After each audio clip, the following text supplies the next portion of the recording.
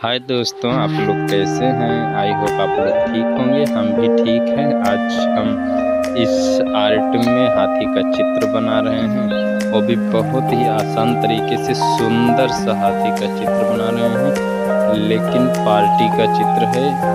इसी तरीके से किसी भी पार्टी का चित्र अगर हमसे बनवाना हो तो मुझसे आप संपर्क कर सकते हैं। और आप लोग भी हमारा वीडियो देखकर किसी भी पार्टी का चित्र बना सकते हैं।